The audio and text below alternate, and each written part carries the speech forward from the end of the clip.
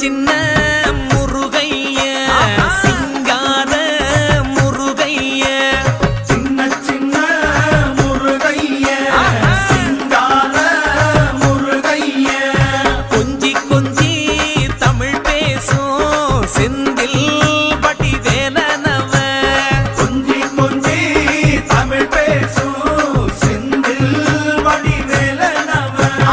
சின்ன சின்ன முருகைய சிங்கார முருகைய கொஞ்சி கொஞ்சி தமிழ் பேசும் செந்தில்